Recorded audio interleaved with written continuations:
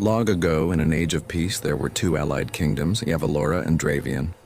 Both kings possessed immense power, yet they never used it to harm anyone. Each had one child, Aaron, the prince of Avalora, and Lyra, the princess of Dravian. The two royal families were close friends. Every day, little Aaron and Lyra played together in a garden high upon a mountain, filled with flowers and overlooking a river that flowed like a silver thread through the valley below. One day, dark clouds gathered in the sky. The wind grew heavy and black smoke spread across the land. From the shadows emerged a terrifying force, the Shadow Lord. He bound both kings in chains made of dark energy. Even with their divine powers, the kings could not resist his darkness. In an instant, their bodies vanished into the black void. Young Aaron ran toward his father, but a sudden gust of dark wind threw him from the mountain cliff. Lyra screamed. Before her eyes, both kings disappeared and her friend fell into the river below. At that moment, the emerald pendant around Aaron's neck began to glow. A green light surrounded him, protecting him as he fell and carrying him safely downstream. Meanwhile, Lyra's azure pendant shone brightly, as if awakening the power sleeping within her. 15 years later, time passed. Every evening, a young woman came to the same mountain garden, Lyra, now the young queen of Dravian.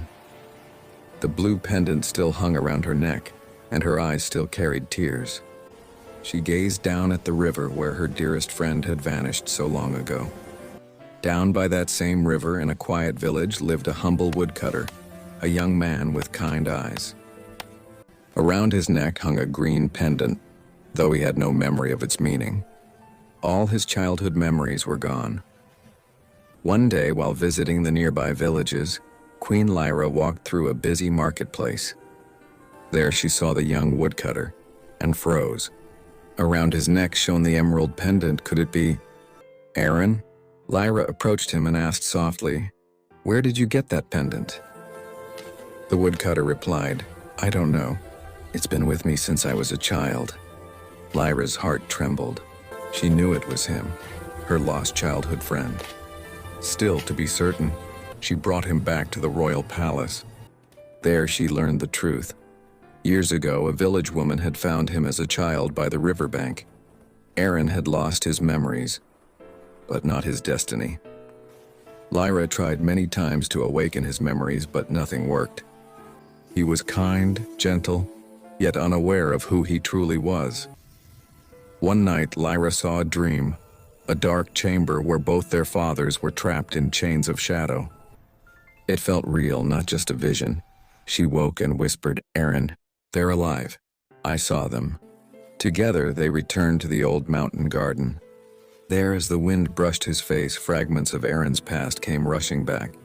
His father's face, the dark chains, the fall, everything.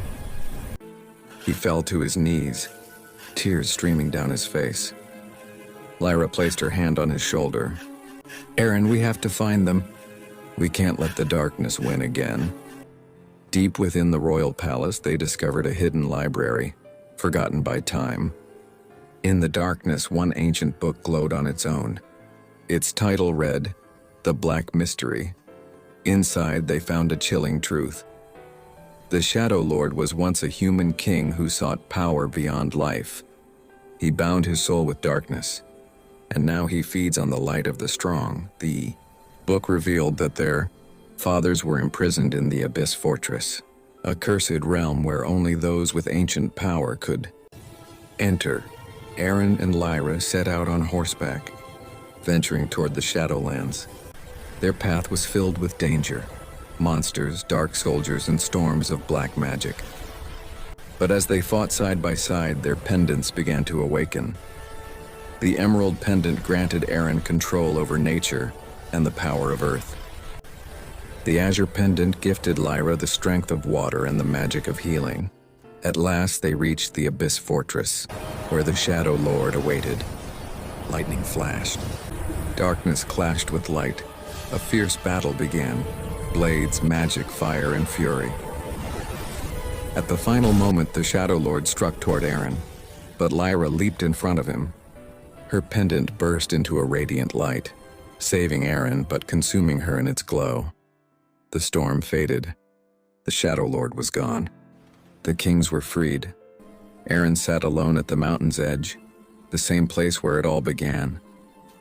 Below, the river still flowed calm and endless.